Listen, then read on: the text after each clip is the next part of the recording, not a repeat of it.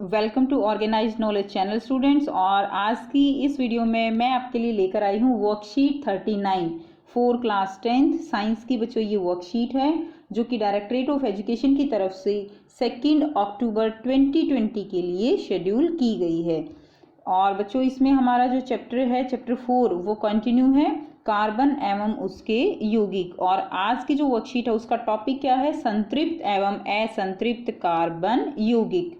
Now let's start. जैसे कि हम अभी तक पढ़ चुके हैं कि हाइड्रोकार्बन वे अणु हैं जिनमें कार्बन एवं हाइड्रोजन परमाणु पाए जाते हैं। तो हाइड्रोकार्बन देखिए नाम से ही पता चल रहा है, हाइड्रोकार्बन यानी हाइड्रोजन होंगे और कार्बन होंगे। ठीक है, तो जो जिनमें ये परमाणु पाए जाते हैं जो एक दूसरे के साथ आबंधित रहते हैं, आबंधित मतलब एक दूसरे के साथ बंध के रहती हैं, तथा इनमें दूसरे परमाणु भी हो सकते हैं और नहीं भी। CH4 मीथेन है, इसमें दूसरा परमाणु तो नहीं है, केवल कार्बन है, हाइड्रोजन है, तो भी ये क्या है, ये हाइड्रोकार्बन है। और अगर हम बात करें बच्चों CH3 COOH एसिटिक अम्ल की, अब इसमें देखिए हाइड्रोजन है, कार्बन है और ऑक्सीजन भी है, ऑक्सीजन भी है, फिर भी ये क्या है, हाइड्रोकार्बन है। तो हाइड्रोकार्बन में कार्बन और हाइड्रोजन के अलावा भी दूसरे परमाणु हो सकते हैं और नहीं भी। नेक्स्ट, ये जो हाइड्रोकार्बन हैं ये दो वर्गों में वर्गीकृत होते हैं, संतृप्त एवं असंतृप्त हाइड्रोकार्बन। तो दो वर्ग कौन से हो गए, संतृप्त और असंतृप्त हाइड्रोकार्बन। सो हाइड्रोकार्बन के प्रकार हैं। पहला है संतृप्त हाइड्रोकार्बन, वे हाइड्रोकार्बन जिनमें हाइड्रोजन एवं कार्बन परमाणु परस्पर एकल आबंध द्वारा आबंधित होते हैं। यानी यहाँ पर देखिए हम कार्बन और कार्बन के बीच का आबंध देखेंगे, कार्बन और हाइड्रोजन के बीच में तो हमेशा एकल ही होगा, ठीक है, उसमें कोई और ऑप्शन नहीं है। लेकिन कार्बन और कार्बन के बीच में ऑप्शन है, डबल जो है द्विआबंध भी हो सकता है, त्रिआबंध भी हो सकता है और एकल आबंध भी हो सकता है। इसलिए हम यहाँ पर केवल कार्बन कार्बन के बीच में अगर एकल आबंध है तो उसको हम क्या कहेंगे, उसको हम कहेंगे संतृप्त हाइड्रोकार्बन। ओके, अब जो संतृप्त हाइड्रोकार्बन होंगे उनको हम किस नाम से जानेंगे, उनको हम एल्केन के नाम से जानेंगे। और एल्केन का फॉर्मूला क्या होगा, एल्केन को हम कैसे लिखेंगे फॉर्मूले से, CnH2n+2। ये किसका फॉर्मूला होगा, ये एल्केन का फॉर्मूला होगा। ओके, अब बात कर लेते हैं असंतृप्त हाइड्रोकार्बन की। वे हाइड्रोकार्बन जिनमें सभी कार्बन परमाणु परस्पर द्वि या त्रिआबंध द्वारा आबंधित होते हैं असंतृप्त हाइड्रोकार्बन कहलाएंगे। ठीक है, ये जो है संतृप्त हाइड्रोकार्बन जो हैं ये संतृप्त कार्बन यौगिकों की तुलना में क्या होते हैं, ये अधिक क्रियाशील होंगे। यानी देखिए अब नाम से ही पता चल रहा है असंतृप्त, असंतृप्त का मतलब है कि कोई भी जो है ऐसा फिक्स नहीं है कि सारे एकल होंगे, कहीं पे द्विआबंध भी हो सकता है, कहीं पे त्रिआबंध भी हो सकता है, इसी कारण इनको असंतृप्त जो है कहा गया है। और जो असंतृप्त हाइड्रोकार्बन है अगर उसमें द्विआबंध है, कार्बन कार्बन के बीच में अगर बच्चों द्विआबंध है तो फॉर्मूला क्या रहेगा, CnH2n। ठीक है, और अगर एकल आबंध था तो क्या है, CnH2n+2। और अगर देखिए उसके जो कार्बन कार्बन है उसके बीच में अगर जो है त्रिआबंध है तो फॉर्मूला क्या होगा, CnH2n-2। ओके, अब इसको हम कहेंगे एल्केन, एन पीछे लगाएंगे, इसको हम कहेंगे एल्कीन, कीन पीछे लगाएंगे, और इसको हम कहेंगे एल्काइन, आइन पीछे लगाएंगे। ध्यान दीजिए एन ईन आइन। ओके, जब भी हम इनके नाम लिखेंगे तो इनको हम इस तरह से बोलेंगे, एल्केन, एल्कीन, एल्काइन। अब हम यहाँ पे उदाहरण लेते हैं। सबसे पहला उदाहरण है हमारा एल्कीन का, फॉर्मूला लिख के हम उदाहरण लेंगे CnH2n+2। यहाँ लिख लेते हैं CnH2n। ठीक है, अब देखिए यहाँ पर यहाँ लिख लेते हैं आयन के लिए CnH2n-2।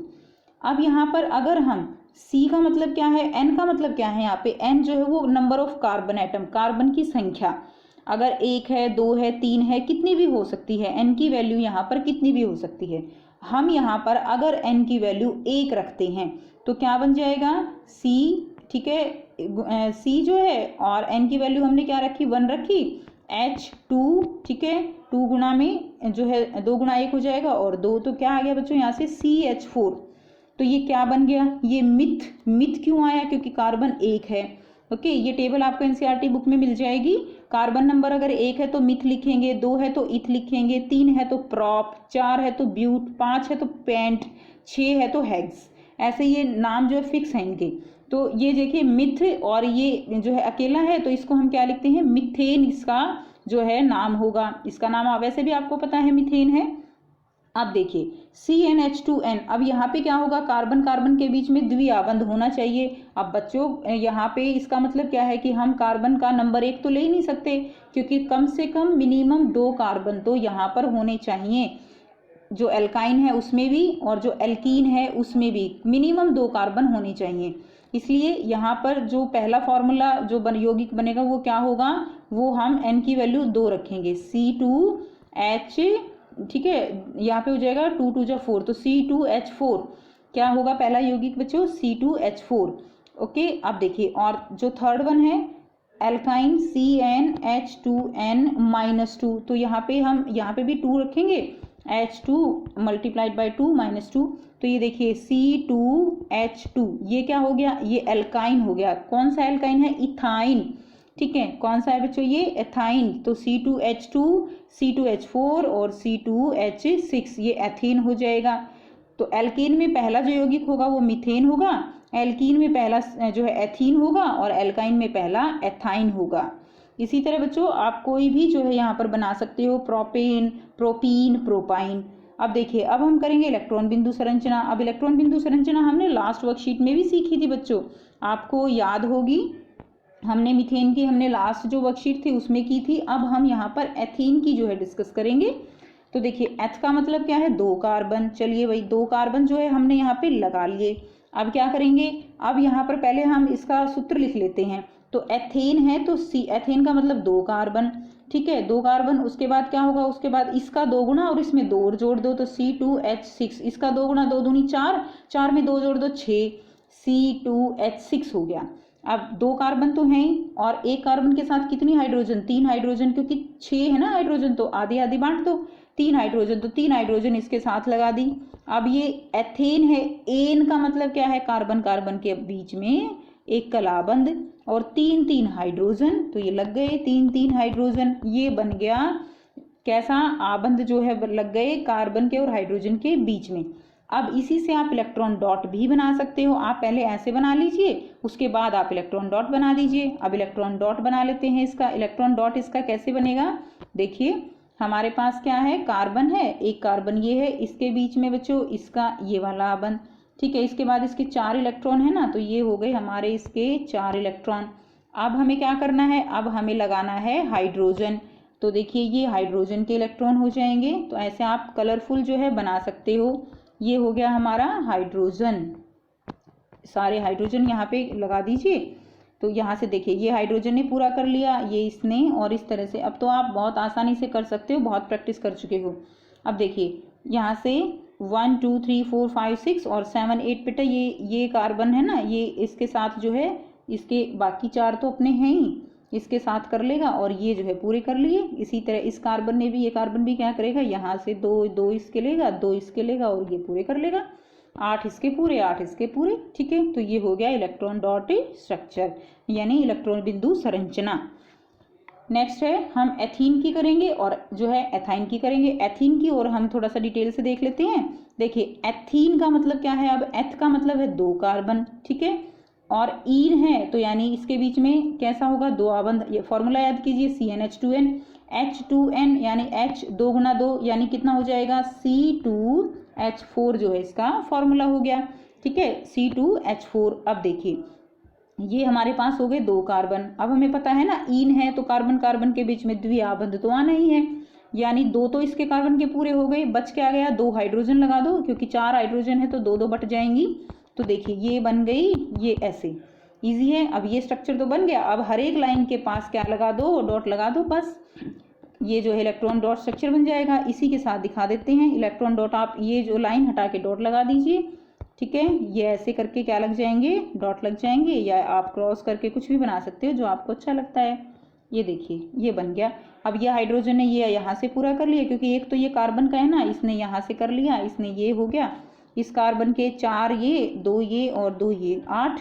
इस कार्बन के लिए बेटा 2 और 4 ये, 6 और 2 8, ये हो गए पूरे।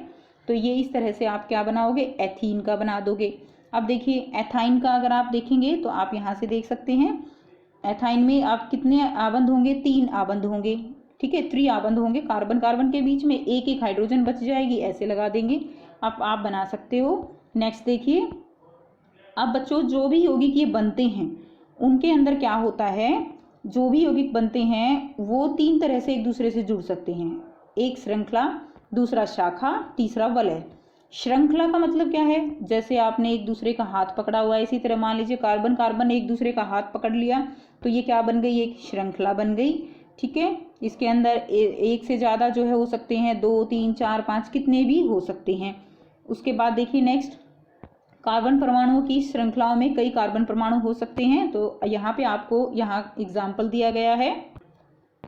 यहाँ पर देखिए मीथेन यानी 1 कार्बन, इथेन यानी 2 कार्बन, प्रोपेन यानी 3 कार्बन, ब्यूटेन यानी 4 कार्बन, पेंटेन 5, हेक्सेन 6।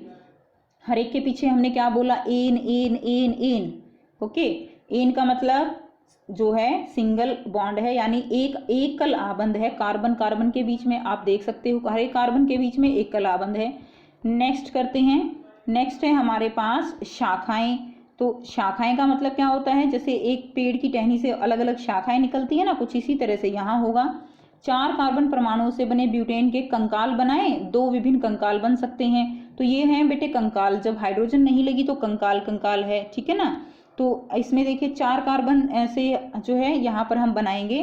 जिस तरह एक जो आप कह सकते हो पेड़ है, उसकी अलग अलग शाखाएं निकली होती हैं, इसमें भी कुछ इसी तरह से जो है हो सकता है। तो ये तो हो गई हमारी सिंपल श्रृंखला। अब देखिए शाखाएं ये हो गई, एक कार्बन, इस कार्बन से एक शाखा ये निकल गई, एक शाखा ये निकल गई। तो इस तरह का जो स्ट्रक्चर होता है उसको हम शाखाएं बोलते हैं। अब यहाँ पर 4 कार्बन है, ठीक है। तो 4 कार्बन से क्या होगा, 2 तरह के जो है यहाँ पे संरचना हमें प्राप्त हो सकती हैं। एक तो ये श्रृंखला वाली, एक ये इस तरह से शाखाओं वाली। आप देख पा रहे हो, जो हमने ऊपर अभी कंकाल बनाया उसी में हाइड्रोजन लगा के उनकी संयोजकता पूरी कर दीजिए। तो लेकिन अब पॉइंट ये है बच्चों कि संरचना तो यहाँ अलग है, लेकिन इनका सूत्र क्या है, सूत्र समान है, C4H10 इनका सूत्र होगा। आप इसका भी काउंट कर लीजिए, बेशक इसका भी क्या होगा, C4H10 होगा, इसका भी C4H10 होगा। ओके, तो अब ये क्या होते हैं, समान आणविक सूत्र, समान आणविक सूत्र C4H10 है, लेकिन विभिन्न संरचनाओं वाले ऐसे यौगिक, विभिन्न संरचनाओं वाले ऐसे यौगिक क्या कहलाते हैं, संरचनात्मक समावयन कहलाते हैं। ओके, क्या कहेंगे, संरचनात्मक समावयन कहलाते हैं। काफ़ी इंपॉर्टेंट है ये आपके लिए, वेरी वेरी इंपॉर्टेंट क्वेश्चन। आपकी बुक में पेंटेन के समावय बनाने के लिए दिया हुआ है, आप उसको ट्राई कीजिए। नहीं समझ आएगा तो आप कमेंट करके पूछ सकते हैं। पेंटेन के समावय बेटा आप बनाओगे, ब्रोमो हेक्सेन के भी दिए हुए हैं, वो भी आपको प्रैक्टिस करनी है। सो इनको हम क्या कहते हैं, यौगिक संरचनात्मक समावय कहलाते हैं। अब देखिए, और ये जो प्रक्रिया होती है ना, ये प्रोसेस, इसको हम समावयता बोलते हैं। नेक्स्ट है वलय। सभी बच्चे जानते हैं वलय का मतलब क्या होता है, वलय का मतलब होता है सर्कल, ठीक है, जहाँ से शुरू वहीं पे खत्म।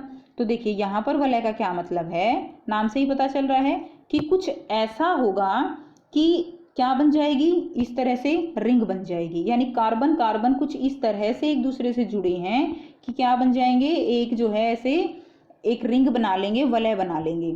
कुछ यौगिकों में कार्बन के परमाणु वलय के आकार में व्यवस्थित होते हैं, जैसे साइक्लोहेक्सेन। अब वलय है तो साइक्लो का मतलब क्या होता है, गोल गोल, है ना।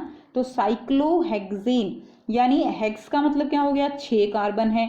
हेक्सेन, एन की आवाज आ रही है, यानी कार्बन कार्बन के बीच में एक कलाबंद है। साइक्लो का मतलब क्या है कि गोल गोल है, यानी वलय बनाना है। बस हो गया आंसर। देखिए साइक्लोहेक्सेन, ठीक है। तो साइक्लोहेक्सेन का फॉर्मूला क्या है, C6H12 इसका सूत्र होगा। अब यहाँ पर अगर आप कंकाल देखें इसका, तो ये देखिए 6 कार्बन जुड़े हुए हैं, 1 2 3 4 5 6, 6 कार्बन एक दूसरे से एकल आबंध से जुड़े हुए हैं। बाकी जो है इसकी जो आपने इसकी जो पूरी करनी है संयोजकता, वो आप क्या करेंगे, हाइड्रोजन लगा दीजिए। ये सारे हाइड्रोजन लग के हर एक कार्बन की संयोजकता पूरी हो जाएगी। तो ये क्या हो गया, ये साइक्लोहेक्सेन का हो गया। अब ये जो होते हैं वलय में, ये संतृप्त भी हो सकते हैं, असंतृप्त भी हो सकते हैं। हमने जो भी ये एग्जाम्पल लिया ये किसका है, ये संतृप्त का एग्जाम्पल है, साइक्लोहेक्सेन। सबके बीच में एक कलाबंद मतलब संतृप्त हाइड्रोकार्बन। अब बात करते हैं असंतृप्त हाइड्रोकार्बन की। अब असंतृप्त है तो यानी एक कलाबंद तो नहीं होगा, द्विआबंद भी हो सकता है, त्रिआबंद भी हो सकता है। तो चलिए एग्जाम्पल लेते हैं बेंजीन का। बेंजीन का फॉर्मूला याद करेंगे बच्चों, C6H6। ओके, अब यहाँ पर देखिए, यहाँ पर क्या होगा, हम कैसे बनाएंगे इसको, इसी तरह हमने क्या करना है, इसी तरह हमने यहाँ पर 6 कार्बन जो है हम लेंगे। तो देखिए 1 2 3 4 5 और ये 6, ठीक है। तो 6 कार्बन C6H6 है, तो हर एक जो कार्बन है उसके साथ क्या लग जाएगा, एक एक हाइड्रोजन। 6 ही तो हाइड्रोजन है हमारे पास, और ज़्यादा हम अपनी मर्जी से तो लगा नहीं सकते, फॉर्मूले में ही 6 हैं। अब क्या करें, हर एक कार्बन को देखिए, ये कार्बन है भाई, ये तो 3 ही पूरी हुई। अब फोर्थ कहाँ से लाएं, फोर्थ क्या करेगा, ये कार्बन के पास एक एक्स्ट्रा इलेक्ट्रॉन है, इसके पास भी एक एक्स्ट्रा इलेक्ट्रॉन है, तो ये क्या करेंगे, ये आपस में जो है एक एक आबंदे और बना लेंगे, ठीक है। इसके पास भी, अब यहाँ पर क्या हुआ, इसकी भी पूरी हो गई, इसकी भी पूरी हो गई। अब फिर इसके साथ प्रॉब्लम आ गई, इसके पास भी एक इलेक्ट्रॉन एक्स्ट्रा है, इसके पास भी एक्स्ट्रा है, ये भी आपस में सहसंयोजी आबंद बना लेंगे, बन गया। अब इसकी भी पूरी, इसकी भी पूरी, फिर इसके साथ, दोनों के साथ प्रॉब्लम है, ये भी कहेंगे भाई हम भी बना लेते हैं, और ये बन गया। अब देखिए बेंजीन में कितने द्विआबंद हो गए, 3। ओके, अब यहाँ पे बच्चों थोड़ा मिसप्रिंट है, तो देखिए यहाँ पे आप एक आबंद और लगाएंगे तब कंप्लीट होएगी ये। ओके, अब ये ठीक है। तो ये हो गया बेंजीन का स्ट्रक्चर। अब नेक्स्ट करेंगे, नेक्स्ट क्या है हमारा, नेक्स्ट हम पढ़ेंगे प्रकार्यात्मक समूह के बारे में। प्रकार्यात्मक समूह क्या होते हैं, तो देखिए यहाँ पर जैसे नाम जो है इसका बेटा प्रकार्यात्मक समूह, तो ये एक ऐसा समूह होगा, ऐसे परमाणुओं का, एक परमाणु भी हो सकता है, एक से ज़्यादा परमाणु भी हो सकते हैं, तो ऐसे परमाणुओं का समूह होगा जिसमें कि जो पूरी चेन है ना हाइड्रोकार्बन की, उसके पूरे गुण धर्म ही बदल देंगे। हाइड्रोकार्बन जो श्रृंखला है उसमें एक या अधिक हाइड्रोजन को, देखिए जब हम कुछ नया कार्बन के साथ लगाएंगे तो ऑब्वियसली हाइड्रोजन को तो हटाना पड़ेगा, नहीं तो फिर उसकी संयोजकता में प्रॉब्लम आ जाएगी, ठीक है ना। तो एक या अधिक हाइड्रोजन को हैलोजन, हैलोजन होते हैं फ्लोरीन, क्लोरीन, ब्रोमीन, आयोडीन, इनको हम हैलोजन का समूह बोलते हैं। ऑक्सीजन, नाइट्रोजन या सल्फर, इनसे हम क्या कर देंगे, प्रतिस्थापित। प्रतिस्थापित यानी उसको उसकी जगह से हाइड्रोजन को ये हटा देंगे ताकि कार्बन की संयोजकता संतुष्ट रहे। ऑब्वियसली अगर हाइड्रोजन हटेगा तो जो है ये लगेंगे तो कार्बन की संयोजकता तो पूरी ही रहेगी। ऐसे प्रतिस्थापित विषम परमाणुओं को क्या कहते हैं हम, जो है वे प्रकार्यात्मक समूह उन यौगिकों को विशिष्ट गुण प्रदान कर देते हैं। तो जो हमने विषम परमाणु या कोई समूह लगाया तो वो क्या करेंगे, वो यौगिकों को विशिष्ट गुण जो है वो दे देंगे। यह गुण कार्बन श्रृंखला की लंबाई और प्रकृति पर निर्भर नहीं होते। यानी अगर हम कोई यहाँ पे समूह लगा रहे हैं, मान लीजिए 1 2 3 कार्बन है, इसके साथ क्लोरीन लगा दिया, बाकी तो हाइड्रोजन से पूरी कर लोगे, ठीक है। अब ये 3 के साथ क्लोरीन या मैं 2 के साथ क्लोरीन लगा दूं, तो इन दोनों के जो गुण धर्म होंगे वो समान होंगे, क्योंकि जो गुण धर्म निर्धारित हो रहे हैं वो यहाँ किसके कारण हो रहे हैं, क्लोरीन के कारण हो रहे हैं, ठीक है। यहाँ कार्बन से कोई मतलब नहीं है, जो गुण धर्म इस यौगिक का निर्धारित हो रहा है वो इस क्लोरीन के कारण निर्धारित हो रहा है केवल। तो ऐसे जो समूह होते हैं वो क्या कहलाते हैं, वो प्रकार्यात्मक समूह कहलाते हैं, ठीक है। तो ये यहाँ से प्रकार्यात्मक समूह की जो है परिभाषा भी आप लिख सकते हो। अब यहाँ पे एक टेबल दी गई है, तो इस टेबल को समझेंगे। यहाँ पर विषम परमाणु है, जैसे क्लोरीन ब्रोमीन लगा दिया, या विषम परमाणु क्या है, ऑक्सीजन। हम विषम परमाणु किसको कह रहे हैं, कार्बन और हाइड्रोजन से अलग जो परमाणु है उसको हम विषम परमाणु कह रहे हैं। अब देखिए यौगिकों का प्रकार दिया गया है, हेलो, हेलो यानी क्लोरो ब्रोमो अगर है तो जो है एल्केन, एल्केन के साथ हम ये इनको लगा देंगे, क्योंकि इनके साथ द्विआबंध नहीं बन सकता, एक ही आबंध बनेगा, ठीक है। उसके बाद देखिए एल्कोहल, तो एल्कोहल जो है, एल्कोहल अगर हम समूह लगाते हैं तो क्या लगाएंगे, हम OH लगाएंगे, OH लगते ही एल्कोहल बन जाएगा, जैसे इथेनॉल, ठीक है। एल्डिहाइड CHO लगाएंगे, ये इसमें ऐसे दिया गया है, इकट्ठा भी मिलेगा आपको CHO लगा हुआ, इसके साथ चेन लगी हुई होगी। ये क्या है, एल्डिहाइड, जैसे एसिटल्डिहाइड, ओके, एसिटिक अम्ल जो होता है। नेक्स्ट है कीटोन, तो ये देखिए ये CO, ये ऐसे भी लिखा हुआ मिल सकता है, इसके दोनों तरफ जो है क्या होंगे, कार्बन होंगे, ओके। ये कभी भी आखिरी में नहीं लगा होगा, चेन के श्रृंखला के आखिर में नहीं होता कभी भी कीटोन। नेक्स्ट क्या है आपका, कार्बोक्सिलिक अम्ल। कार्बोक्सिलिक अम्ल क्या है, C डबल बॉन्ड OH, इकट्ठा भी लिखा हुआ मिलेगा, ऐसे मिलेगा COOH ग्रुप, ओके। तो इसको क्या बोलेंगे बच्चों, कार्बोक्सिलिक अम्ल। तो ये हैं प्रकार्यात्मक समूह। अब बच्चों आपको कुछ क्वेश्चन दिए गए हैं, उनको हम डिस्कस करेंगे, और आप जो है इनमें काफ़ी क्वेश्चंस को खुद ही सॉल्व करने की कोशिश कीजिए, क्योंकि इसमें मेनली इलेक्ट्रॉन बिंदु संरचना बनानी है, और वो आप इजीली आप बना सकते हो, आप 2 वर्कशीट में जो है सीख चुके हो, ठीक है। तो सबसे पहले दिया गया है पेंटेन और प्रोपीन के इलेक्ट्रॉन बिंदु संरचना और आबंध युक्त संरचना का चित्रण करना है, यानी आबंध यानी जो ऐसे जुड़े हुए हैं, और इलेक्ट्रॉन बिंदु संरचना यानी ऐसे वाली, तो दोनों को आपको यहाँ पर बताना है। तो आइए देखते हैं पेंटेन और प्रोपीन को कैसे करेंगे। ये है बच्चों इलेक्ट्रॉन बिंदु संरचना किसकी, पेंटेन की। तो पेंटेन, पेंट का मतलब क्या है, 5 कार्बन, तो देखिए C5 हो गया। पेंट एन का मतलब क्या है, एल्केन। एल्केन यानी क्या होगा, 5 को जो है आप 2 से गुणा करेंगे और उसमें 2 ऐड कर दोगे, 5 10 और 2 क्या हो गया, 12। तो इसका फॉर्मूला क्या हो गया, C5H12। तो 5 कार्बन लिख के आप ऐसे कर देंगे, और हर एक के साथ हाइड्रोजन लगा के एक एक जो है कार्बन, इसका इलेक्ट्रॉन इसका हो जाएगा। तो ये हो गया C5H12 का इलेक्ट्रॉन डॉट स्ट्रक्चर यानी इलेक्ट्रॉन बिंदु संरचना। अब अगर आबंध वाली संरचना बनानी है तो बच्चों आप इसी तरह दोबारा करके, और बस इनकी जगह क्या लगा दोगे, इनकी जगह आप ऐसे लाइनें लगा दोगे, वो क्या हो जाएगा आपका, वो जो है आबंध वाली संरचना हो जाएगी, ठीक है बेटा। इस तरह से आप इसमें लाइनें लगा दोगे, ये बन गया आपका आबंध वाली संरचना। नेक्स्ट करते हैं, नेक्स्ट है प्रोपीन। तो प्रोपीन का फॉर्मूला कैसे लिखोगे, ईन है पीछे यानी क्या है, द्विआबंध है, तो ये प्रोपीन का हो जाएगा। फॉर्मूला लिखेंगे तो C3H क्या होगा बच्चों, यहाँ पे याद कीजिए CnH2n, तो क्या हो जाएगा C3H6, ओके, C3H6 इसका जो है सूत्र होगा, इस तरह से लिखा जाएगा। ऐसे ये आबंध वाली संरचना बनेगी, एक कार्बन कार्बन के बीच में तो जो है यहाँ पे क्या होगा, द्विआबंध होगा, ओके, इसीलिए तो इसका नाम प्रोपीन है, प्रोपीन। अब उसके बाद इसकी इलेक्ट्रॉन बिंदु संरचना करेंगे, तो आप यहाँ से इसी तरह से इलेक्ट्रॉन बिंदु संरचना भी कर सकते हो, बस यहाँ पे आपको क्या करना है, 2 जो है इलेक्ट्रॉन दिखाने हैं, 2 का यहाँ पे पेयर दिखाओगे, तभी तो यहाँ पे द्विआबंध बनेगा, ठीक है। ये प्रोपीन के लिए हो गया। नेक्स्ट क्वेश्चन करते हैं, क्वेश्चन नंबर 2 क्या है, एथेन की इलेक्ट्रॉन बिंदु संरचना एवं आबंध युक्त संरचना का चित्रण कीजिए। इसकी संयोजकता को संतुष्ट करने के लिए 2 कार्बन परमाणुओं के बीच कितने आबंध आवश्यक हैं। तो बच्चों एथेन की इलेक्ट्रॉन बिंदु संरचना हम ऑलरेडी कर चुके हैं, आप यहाँ से इसको जो है क्या करेंगे, ड्रॉ करेंगे, ओके। अब आपसे पूछ रहा है कि कार्बन कार्बन के बीच में कितने आबंध की आवश्यकता है, तो केवल एक ही आबंध जो है यहाँ पर बनेगा।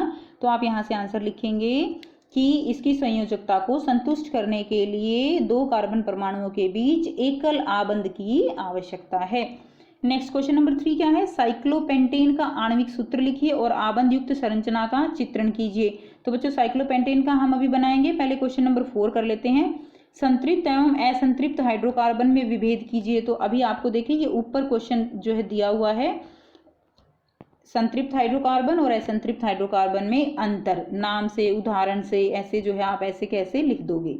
ये आपका क्वेश्चन नंबर जो है आपका 4 जो है क्वेश्चन नंबर हो गया। नेक्स्ट क्वेश्चन नंबर 5 देखिए, प्रकार्यात्मक समूह क्या है। प्रकार्यात्मक समूह अल्कोहल एवं एल्डिहाइड के सूत्र क्या हैं, तो ये हम अभी साथ ही करेंगे। तो आइए क्वेश्चन नंबर 3 देखते हैं, साइक्लोपेंटेन का आणविक सूत्र। अब बच्चों हम करेंगे साइक्लोपेंटेन। तो साइक्लो का मतलब क्या है कि वो एक वलय होगा। साइक्लोपेंटेन में अब देखिए पेंट का मतलब क्या है, यहाँ पे 5 कार्बन, तो हमें लेने हैं 5 कार्बन, और एन है, ठीक है। तो यहाँ पर इसका फॉर्मूला हो जाएगा C5H10। अगर सिंपल ये जो है पेंटेन होता तो C5H12 होता, लेकिन साइक्लो है तो 2 का जो है यहाँ पर एक बॉन्ड कम हो जाएगा, एक आबंध, जिसमें क्या होगा 2 हाइड्रोजन जो है यहाँ पे कम हो जाएंगी। फॉर्मूला हो जाएगा C5H10। अब देखिए अब यहाँ पर हम क्या करेंगे, 5 जो है कार्बन ऐसे लिख लेंगे, ओके, अब इनको हम क्या करेंगे, ऐसे जोड़ देंगे, क्योंकि एन है तो सबके बीच में एकल आबंध है। 10 हाइड्रोजन है, 10 हाइड्रोजन को बांट दो, 5 कार्बन है, 10 हाइड्रोजन है, 2 जो है एक एक के पास चली जाएंगी, सिंपल। और ये जो है आपका साइक्लोपेंटेन रेडी है, ठीक है। ये हो गया इसका आबंध वाला। अब अगर हमें इसका इलेक्ट्रॉन डॉट बनाना है तो क्या करोगे, वही आप जहाँ जहाँ पर ये लाइन लगाई है वहाँ वहाँ पर आप इलेक्ट्रॉन दिखा दोगे अलग अलग कलर से। एक हाइड्रोजन के लिए होगा, एक जो है किसके लिए होगा, एक जो है यहाँ पे कार्बन के लिए होगा। तो बच्चों अब आप इजीली इसको बना सकते हो। चलिए नेक्स्ट क्वेश्चन करते हैं। लास्ट क्वेश्चन है बेटा, प्रकार्यात्मक समूह क्या होता है? तो परमाणु या परमाणु का ऐसा समूह जो किसी कार्बनिक यौगिक के गुणों का निर्धारण करता है प्रकार्यात्मक समूह कहलाता है। यानी एक भी हो सकता है जैसे क्लोरीन, और समूह भी हो सकता है जैसे OH, ठीक है। तो कार्बनिक यौगिकों के गुणों का निर्धारण करता है, क्या कहलाएगा, प्रकार्यात्मक समूह। एल्कोहल का एग्जाम्पल दोगे OH, ठीक है। एल्डिहाइड के लिए क्या होगा, CHO। तो ये दोनों क्या हैं, ये हमारे प्रकार्यात्मक समूह हैं जो आपसे क्वेश्चन में पूछे गए हैं। तो ये थी बच्चों आज की वर्कशीट। आई होप बेटा आपको वर्कशीट और इसका कंसेप्ट बिल्कुल क्लियर है। कोई प्रॉब्लम है तो कमेंट करके पूछ सकते हो। आपकी कोई भी क्वेरी है आप कमेंट कीजिए, और अगर वीडियो अच्छी लगी तो लाइक शेयर जरूर कीजिए बेटा, और चैनल को जो है सब्सक्राइब कीजिए। And thanks for watching, have a nice day.